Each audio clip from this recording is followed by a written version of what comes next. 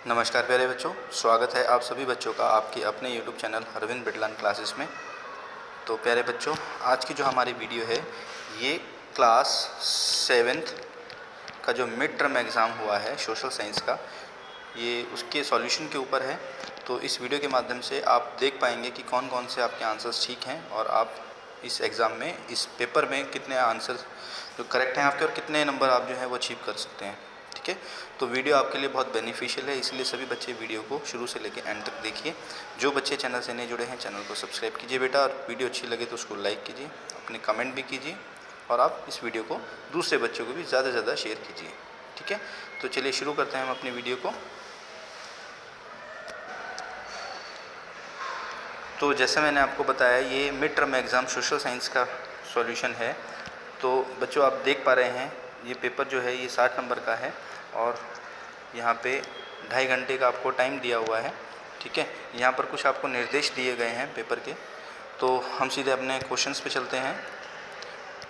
तो यहाँ हमारे क्वेश्चंस शुरू हो जाते हैं। तो जैसे क्वेश्चन नंबर फर्स्ट में ये आपको ऑब्जेक्टिव टाइप क्वेश्चन दिए हुए हैं, तो इसमें से सही क्वेश्चंस जो आंसर है आपको उस पर टिक लगाना है। ठीक है, तो पहला सवाल आपसे पूछा गया है, किस राज्य की विधानसभा में सत्ताधारी दल का नेता कहलाता है। तो सत्ताधारी दल का जो नेता है वो विधानसभा में क्या कहलाता है, वो कहलाता है मुख्यमंत्री। ठीक है, option number A is the right answer. Second, यहाँ पर देखिए, मध्याह्न भोजन कार्यक्रम यानी मिड डे मील योजना सबसे पहले किस राज्य में शुरू की गई थी। तो इसका जो सही आंसर है वह है ऑप्शन नंबर ए, तमिलनाडु। ठीक है, तो सेकंड का जो सही आंसर है option number A, Tamil Nadu. Third, किसी राज्य के विधानमंडल में बहुमत प्राप्त करने के लिए किसी भी राजनीतिक दल को कितने निर्वाचन क्षेत्रों में जीतना पड़ता है। तो इसका जो सही आंसर है प्यारे बच्चों वह है ऑप्शन नंबर ए। ठीक है, 1/4। नेक्स्ट, चौथा क्वेश्चन है, डैश वायुमंडल की सबसे निचली परत है। तो इसका जो सही जवाब है प्यारे बच्चों वह है option number D. Option number D यानी क्षोभ मंडल। क्षोभ मंडल जो होती है ये वायुमंडल की सबसे निचली परत होती है। इसके बाद क्वेश्चन नंबर 5 कहता है, ओजोन गैस की परत डैश से आने वाली हानिकारक किरणों से हमारी रक्षा करती है। तो उसका जो सही आंसर है वो है ऑप्शन नंबर ए, सूर्य। सूर्य की जो पराबैंगनी किरणें होती हैं उनको हमारी अर्थ पे आने से रोकती है ओजोन गैस। ठीक है, तो इसका जो सही जवाब है ऑप्शन नंबर ए, सूर्य। चलिए चलते हैं अगले सवाल पे।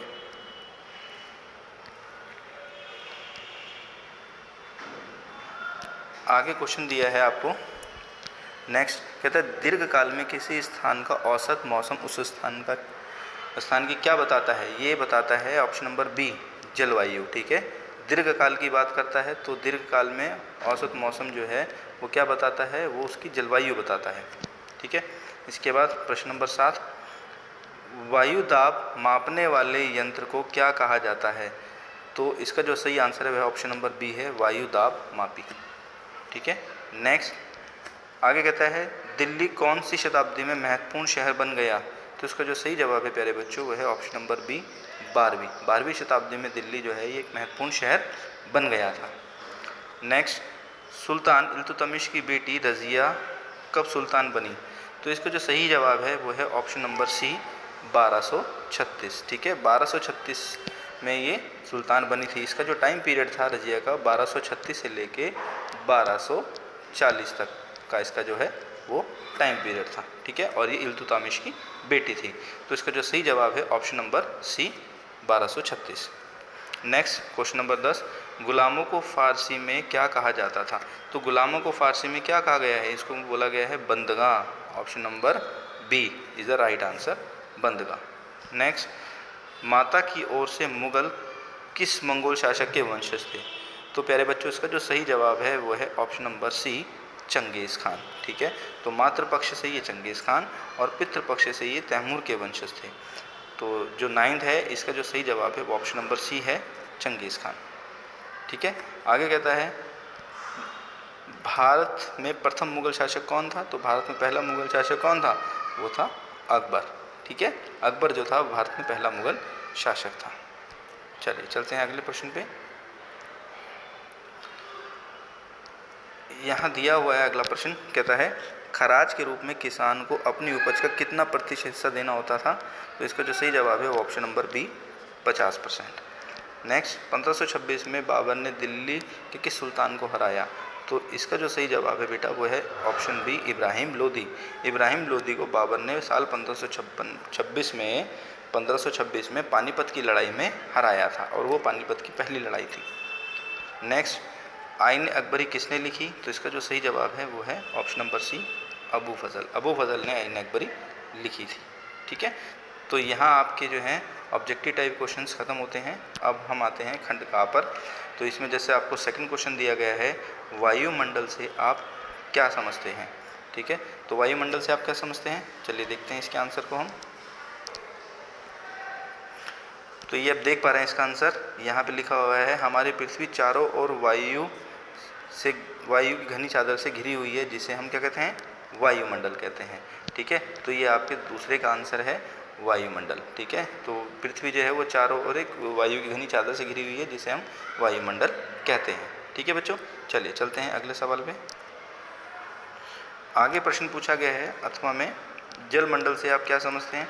तो देखिए जलमंडल क्या होता है, जलमंडल वह मंडल होता है जो जल से घिरा हुआ है, मतलब वो मंडल, वह मंडल जो जल से घिरा हुआ है, जहाँ पर जल पाया जाता है, काफ़ी बड़ी मात्रा में जल पाया जाता है, हम उसे जलमंडल कहते हैं। ठीक है, तो इसका आप ऐसे भी लिख सकते हैं कि वह मंडल जो जहाँ पर्याप्त मात्रा में जल पाया जाता है उसे जलमंडल कहा जाता है। ठीक है, चलिए आगे देखते हैं। अगला सवाल कहता है, नेक्स्ट क्वेश्चन तीसरे में पूछा गया है, प्राकृतिक पर्यावरण के कोई दो उदाहरण दीजिए। देखिए प्राकृतिक पर्यावरण के अगर हम उदाहरणों की बात करते हैं तो पहला आ जाता है वन, ये प्राकृतिक पर्यावरण का उदाहरण है, और दूसरा आ जाता है नदी। ठीक है, ये भी प्राकृतिक पर्यावरण का उदाहरण है। ठीक है, तो आप इस तरीके से अपना कोई भी आंसर लिख सकते हैं। वन के अलावा अगर आपको कोई याद आता है या नदी के अलावा कोई आपको याद आता है तो आप वो लिख सकते हैं, जैसे पहाड़ हो गया है, पठार हो गए, ये सब क्या है, प्राकृतिक पर्यावरण के उदाहरण है। ठीक है बच्चों, चलिए आगे चलते हैं। आगे प्रश्न है प्रश्न नंबर 4, मुगल शासनकाल में प्रयोग की जाने वाली जब्ती व्यवस्था का वर्णन कीजिए। तो जब्ती व्यवस्था या जब्त व्यवस्था, इसका हमें वर्णन करना है कि मुगल काल में जो जब्त व्यवस्था थी ये क्या थी। ठीक है, तो चलिए इसके आंसर को देखते हैं। तो ये देखिए यहाँ पर आपको दिखाया गया है, यहाँ पे देखिए मुगल काल में जो प्रत्येक जो सूबा था उसे किसमें, उसे राजस्व मंडल में बांटा गया था, और प्रत्येक की हर फसल के लिए राजस्व दर की अलग सूची बनाई गई थी। ठीक है, तो यहाँ पे क्या है, यहाँ पे जैसे बताया गया है कि प्रत्येक सूबे को जो है वो राजस्व मंडल में बांटा गया है और हर फसल की एक राजस्व दर जो है उसकी सूची बनाई गई थी। तो राजस्व प्राप्त करने की इस व्यवस्था को जब्त कहा जाता था। ठीक है, तो जब्त क्या है, जब्त है ये राजस्व प्राप्त करने की व्यवस्था। ठीक है, तो राजस्व प्राप्त करने की व्यवस्था है। ये व्यवस्था उन स्थानों पर प्रचलित थी जहाँ पर मुगल प्रशासनिक अधिकारी भूमि का निरीक्षण कर सकते थे। ठीक है, तो इस तरीके से आप इसका आंसर दे सकते हैं। ठीक है बच्चों, तो ये है आपका प्रश्न नंबर 3 का आंसर। चलिए चलते हैं अगले सवाल पे।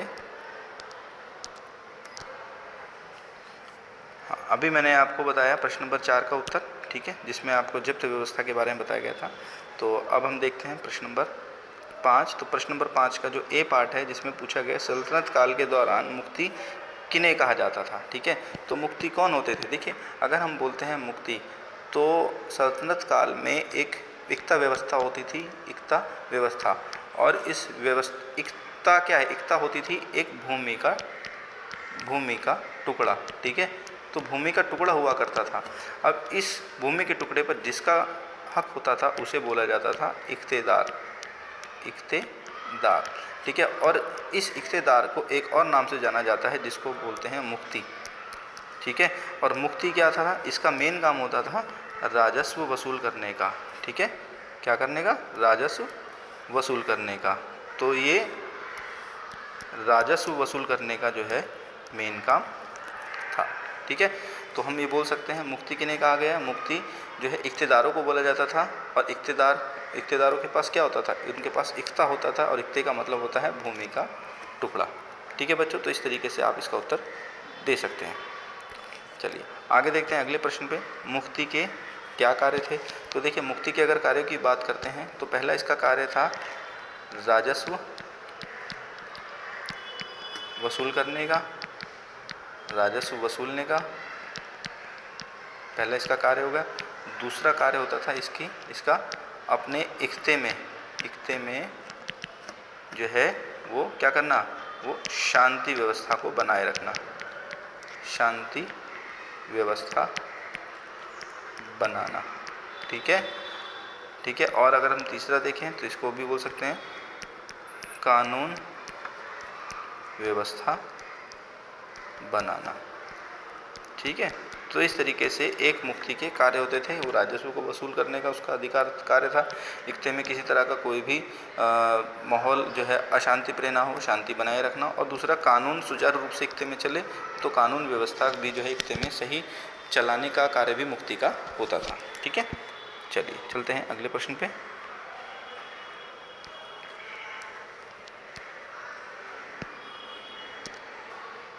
तो आगे प्रश्न में पूछा गया है आपसे, इसमें क्या गया है, खंड गा में छठे का ए है, अलाउद्दीन खिलजी के शासनकाल में कितने तरह के कर लगाए जाते थे, उन वस्तुओं के नाम लिखे जिन पे कर लगाए गए हैं। ठीक है। तो चलिए इसके उत्तर को देखते हैं। देखिए यहाँ पे आपको बताया गया है कि अलाउद्दीन के टाइम पीरियड में जो है 3 तरह के कर लगाए जाते थे। कितने तरह के? 3 तरह के कर लगाए जाते थे। ठीक है। तो अलाउद्दीन के समय 3 तरह के कर लगाए जाते थे, और वो कर कौन कौन से थे? एक तो था कृषि पे खराज। ठीक है, जो कृषि भूमि पर जो है खराज कर लगाया जाता था, और जो किसानों की उपज का लगभग 50% होता था। ठीक है। उसके बाद अगला है मवेशियों पे कर लगाया जाता था, और तीसरा है घरों पे कर लगाया जाता था। ठीक है। तो इस तरीके से इस प्रश्न का ये आंसर है कि 3 तरह के कर लगाए जाते थे मेनली अलाउद्दीन खिलजी के समय में। तो पहला है खराज, दूसरा है मवेशियों पे लगाया गया कर, और तीसरा है घरों पे लगाया गया कर। ठीक है मेरे बच्चों, तो ये है आंसर जो है आपका, ये है आंसर 6 का ए। चलिए चलते हैं अगले प्रश्न पे। आगे प्रश्न में पूछा गया है अथवा में छठे का भी, अलाउद्दीन खिलजी के शासनकाल में भू राजस्व के निर्धारण और वसूली के कार्य में क्या क्या परिवर्तन आया। तो क्या क्या परिवर्तन आया, देखते हैं उन परिवर्तनों को। तो इसके उत्तर पे चलते हैं। तो देखिए ये इसका उत्तर है, यहाँ पे लिखा हुआ है यहाँ से कि अलाउद्दीन खिलजी के शासनकाल में भू राजस्व के निर्धारण और वसूली के कार्य को राज्य अपने नियंत्रण में ले आया। स्थानीय सामंतों से अधिकार कर जो है लगाने का अधिकार छीन लिया गया, बल्कि स्वयं उन्हें भी कर चुकाने को बाध्य किया गया। सुल्तान के प्रशासकों ने ज़मीन की पैमाइश की और उनका हिसाब बड़ी सावधानी से रखा। कुछ पुराने सामंत और जमींदार राजस्व के निर्धारण और वसूली के अधिकार के रूप में सल्तनत की नौकरी करने लगे। ठीक है। तो ये आपका है 6 का बी। ठीक है मेरे बच्चों, चलिए चलते हैं अगले सवाल पे। आगे प्रश्न है प्रश्न नंबर 7 में, परितंत्र क्या है, परितंत्र का कोई 2 उदाहरण देना है। ठीक है। तो चलिए इसके उत्तर को देखते हैं हम। तो यहाँ देखिए आप, परितंत्र की परिभाषा है, परितंत्र वह तंत्र जिसमें समस्त जीवधारी आपस में एक दूसरे के साथ तथा पर्यावरण के उन भौतिक और रासायनिक कारकों के साथ परस्पर क्रिया करते हैं जिसमें वे निवास करते हैं। ये सब ऊर्जा और पदार्थ के स्थानांतरण द्वारा संबंध है। तो ये क्या कहलाता है? परितंत्र कहलाता है। ठीक है। तो ये परितंत्र है। तो इसके उदाहरण को देखते हैं हम। तो ये देखिए परितंत्र का उदाहरण है यहाँ पर।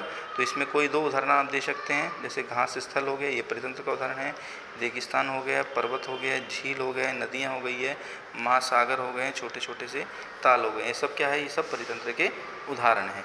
ठीक है बच्चों, चलिए चलते हैं अगले सवाल। आगे प्रश्न में पूछा गया है अथवा में, मानव अपने प्रकृति पर्यावरण में किस प्रकार परिवर्तन करता है। तो मानव अपने प्रकृति पर्यावरण में कैसे परिवर्तन करता है? देखो, क्योंकि मानव की जो मांग है वो लगातार क्या है? बढ़ती जा रही है।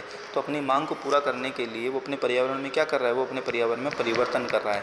ठीक है, अपने पर्यावरण में परिवर्तन कर रहा है। ठीक है, जंगलों को वो क्या कर रहा है? वो काट रहा है। ठीक है, उसके बाद अगर जंगलों को काट रहा है, उसके बाद हम कह सकते हैं कि वो क्या कर रहा है? वो रासायनिक चीज़ों का भूमि पर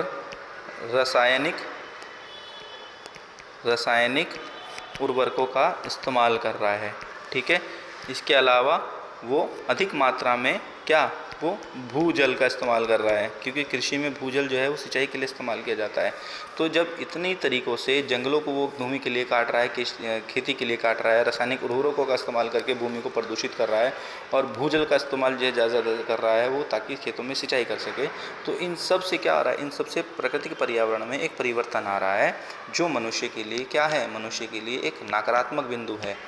ठीक है, क्या है, एक नकारात्मक बिंदु है, और आने वाले 25-30 सालों में मनुष्य इसका नकारात्मक प्रभाव जो है मनुष्य को देखने को मिलेगा। ठीक है, और अभी भी इसका नकारात्मक प्रभाव हम देख सकते हैं कि जलवायु काफ़ी गर्म हो रही है, मौसम काफ़ी गर्म हो रहा है, बारिश बहुत तेज़ हो जाती है, गर्मी बहुत बढ़ जाती है, ठंड बहुत बढ़ जाती है। तो ये सब क्या है, ये सब प्राकृतिक पर्यावरण से जो मनुष्य छेड़छाड़ कर रहा है, ये सब उसका ही नकारात्मक प्रभाव है। ठीक है बच्चों, चलिए चलते हैं अगले प्रश्न पे। आगे प्रश्न में पूछा गया है हमसे, कहता है 9th में, यदि आप अपने राज्य के स्वास्थ्य मंत्री होते तो राज्य में स्वास्थ्य सुविधाओं को बेहतर बनाने के लिए कौन कौन से कदम उठाते। ठीक है, तो देखते हैं इसके उत्तर को। ये देखिए यहाँ पर इसका उत्तर है। तो अगर हम स्वास्थ्य मंत्री होते, यहाँ से आप देख सकते हैं इसका उत्तर, यहाँ से यहाँ तक ये जो है ये इसका उत्तर है। ठीक है, तो आप इस तरीके से अपना उत्तर यहाँ से मैच कर सकते हैं। ठीक है बच्चों, चलिए चलते हैं अगले सवाल पे। एक प्रश्न नंबर 8 है जो हमारा छूट गया था। प्रश्न नंबर 8 में क्या बोला गया है, वायुमंडल हमारे लिए क्यों ज़रूरी है। ठीक है, तो ये इम्पोर्टेंट सवाल है, तो देखते हैं इसके प्रश्न का उत्तर। देखिए यहाँ दिया हुआ है, पृथ्वी पर जीवित रहने के लिए वायुमंडल पर जो है हम लोग निर्भर है।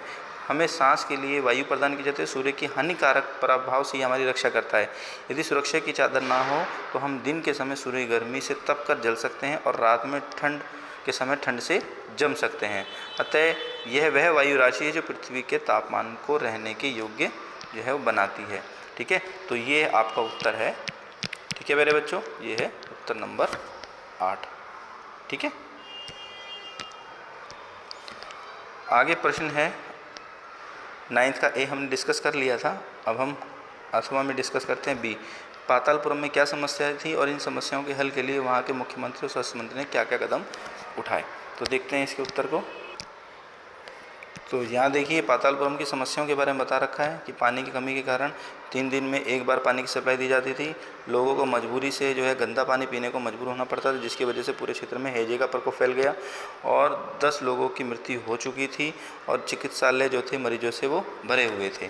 ठीक है, तो इस विषय में मुख्यमंत्री के क्या कर रहे हैं, देखिए ये यहाँ पर मुख्यमंत्री के जो काम थे ये उनका ब्यौरा दिया गया है कि मुख्यमंत्री ने उस प्रभाव को हैजे के प्रभाव को रोकने के लिए क्या क्या कार्य उठाए। ठीक है, तो जो मुख्यमंत्री थे वही उनके कार्य जो है यहाँ पर बताए गए हैं। और ठीक वैसे ही स्वास्थ्य मंत्री के कार्य थे कि स्वास्थ्य मंत्री ने क्या किया, अस्पतालों का निरीक्षण किया, अस्पतालों में जो है दवाइयों को जो है सस्ती दामों पर या फ्री में दवाइयों को उपलब्ध कराया, अस्पतालों में मरीजों के लिए बेड बनाए गए। तो ये सब काम मुख्यमंत्री और स्वास्थ्य मंत्री के द्वारा किए गए। ठीक है, चलिए चलते हैं अगले सवाल पे। अब हमारा जो प्रश्न आता है वो आता है खंड डा में। ठीक है, तो यहाँ पे हमें प्रश्न 10 दिया है, एक अनुच्छेद दिया गया है यहाँ पर हमें, तो इन अनुच्छेद को पढ़ के हमें इसका उत्तर देना है। यहाँ पे जैसे पहला प्रश्न है, शोभ मंडल से ऊपर की परत क्या कहलाती है। तो शोभ मंडल से ऊपर की परत जो होती है बेटा वो समताप मंडल कहलाती है। तो इसका जो उत्तर है वो है समताप मंडल। ठीक है, सेकंड, समताप मंडल की परिस्थितियों में हवाई जहाज उड़ाने के लिए आदर्श क्यों है। तो इसका जो आंसर है वो यहाँ पर है, देखिए क्योंकि समताप मंडल जो है ये बादल और मौसम संबंधी घटनाओं से मुक्त होता है। ठीक है, यहाँ मौसम संबंधी घटनाएं नहीं होती, इसीलिए ये हवाई जहाज उड़ाने के लिए समताप मंडल जो है वो आदर्श होता है। तो इसका जो सही जवाब है वो यहाँ है। नेक्स्ट, ओजोन परत हमारे लिए क्यों ज़रूरी है। क्योंकि ओजोन परत जो है ये हमारी सूर्य की पराबैंगनी किरणों से हमारी रक्षा करती है, इसीलिए ये हमारे लिए ज़रूरी है। ठीक है, चलिए अगले सवाल को देखते हैं, प्रश्न नंबर 11। तो प्रश्न नंबर 11 में भी हमें दिया गया है एक अनुच्छेद, तो ये अनुच्छेद है, इसके प्रश्न है। तो पहला में, संविधान के लेखकों के भाषा और धर्म या त्योहारों के विषय में क्या विचार थे। ठीक है, तो संविधान के, यहाँ से देखिए, संविधान के लेखकों ने कहा कि कोई एक भाषा, धर्म या त्यौहार सबके लिए अनिवार्य नहीं बनना चाहिए। ठीक है, तो ये उनके विचार थे, ये है 11 का फर्स्ट। आगे कहता है, भारत किस प्रकार एक धर्मनिरपेक्ष देश है। ठीक है, क्योंकि धर्मनिरपेक्ष देश इसीलिए क्योंकि यहाँ पर सभी धर्मों का जो है वो बराबर सम्मान किया जाता है, इसीलिए भारत जो है वो धर्मनिरपेक्ष देश है। ठीक है, सभी धर्मों को बराबर माना जाता है, इसीलिए भारत क्या है, एक धर्मनिरपेक्ष देश है। एक धर्मनिरपेक्ष देश होने के क्या लाभ है? ठीक है, इससे हम क्या रहते हैं, इससे हम इकट्ठा रहते हैं और एक दूसरे की हम इज्जत करते हैं, तो ये एक धर्मनिरपेक्ष देश के होने के लाभ होते हैं। ठीक है, चलिए आगे चलते हैं प्रश्न नंबर 12 पे। प्रश्न नंबर 12 में देखो जैसे क्या बताया गया है, यहाँ भी एक हमें अनुच्छेद दिया गया है और यहाँ उसके प्रश्न हैं। तो पहला प्रश्न, भारत में कितनी भाषाएं और धर्म हैं? तो भारत में अगर भाषाओं की बात करते हैं तो 1600 से ज़्यादा भाषाएं बोली जाती है और भारत में जो है वो क्या है, वो धर्म जो है वो 8 धर्म के अनुयायी भारत में रहते हैं। ठीक है, तो 8 धर्म है भारत में और 1600 से ज़्यादा जो है वो भाषाएं बोली जाती है। ठीक है, नेक्स्ट, भारत किस प्रकार एक विविधता वाला देश है? भारत एक विविधता वाला देश कैसे है? क्योंकि भारत में 8 धर्म के अनुयायी हैं और यहाँ 1600 से ज़्यादा भाषाएं बोली जाती है, इसलिए हम कह सकते हैं कि भारत जो है वो विविधताओं वाला देश है। ठीक है, नेक्स्ट कहता है विविधता के महत्व को लिखिए। ठीक है, देखिए विविधता के अगर हम महत्व की बात करते हैं तो इससे क्या होता है, इससे हम नई नई संस्कृति, जो हमारे देश की जो संस्कृति है, अलग अलग संस्कृति है, अलग अलग त्यौहार है देश में जो मनाए जाते हैं, ठीक है, अलग अलग भाषाएं हैं, इनको हमें समझने का, इनको जानने का मौका मिलता है। तो विविधता के महत्व पर हम बोल सकते हैं कि हमें अपने देश की अलग अलग संस्कृतियों को देखने का, उनको त्योहारों को देखने का, उनकी भाषाओं को सुनने का जो है हमें मौका मिलता है, इसीलिए विविधता का जो है एक अलग ही महत्व होता है। ठीक है, चलिए आगे चलते हैं। प्रश्न नंबर 13 है, यहाँ भी एक अनुच्छेद दिया गया है। तो उस अनुच्छेद में पहला जैसे प्रश्न है, अफसाना कौन सा खेल खेलती थी? तो अफसाना जो है ये बास्केटबॉल खेलती थी, तो ये इसका है उत्तर। अफसाना किस प्रकार अन्य लड़कियों की एक प्रेरणा बन गई? क्योंकि अफसाना ने बड़ी मेहनत से बास्केटबॉल टीम में हिस्सा लिया। ठीक है, इसने बहुत मेहनत की और ये क्या बन गई, एक बास्केटबॉल खिलाड़ी बन गई। ठीक है, ये गरीब लड़की थी जो अपनी रोज़मर्रा की ज़िंदगी जो है वो जीती थी, परंतु ये बास्केटबॉल बहुत अच्छा खेलती थी और ये एक बहुत बड़ी बास्केटबॉल खिलाड़ी बन गई थी, इसीलिए अन्य लड़कियों के लिए एक प्रेरणा का स्रोत है। ठीक है बच्चों, तो ये एक बहुत अच्छी बास्केटबॉल प्लेयर बन गई थी। ठीक है, अपने घर के कामों को करते करते और अपने रोज़मर्रा के जीवन को करते करते ये एक बहुत अच्छी बास्केटबॉल खिलाड़ी बन गई थी, जो अन्य लड़कियों के लिए एक प्रेरणा का स्रोत भी बन गई। नेक्स्ट आगे कहता है प्रश्न नंबर 13 का तीसरा, नागापाड़ा बास्केटबॉल एसोसिएशन की टीम जिला स्तर पर टूर्नामेंट के फाइनल में कैसे पहुंची? तो ये टीम कैसे पहुंची? ये टीम अपनी हिम्मत और मदद से जो है ये टीम टूर्नामेंट के सेमीफाइनल में पहुंच जाती है। ठीक है, तो नागापाड़ा बास्केटबॉल एसोसिएशन की जो टीम है ये हिम्मत और मदद से जो है टूर्नामेंट के सेमीफाइनल में पहुंच जाती है। ठीक है बच्चों, चलिए आगे चलते हैं। यहाँ पे देखिए, यहाँ हमें कुछ प्रश्न है दिए गए हैं खंड घ के।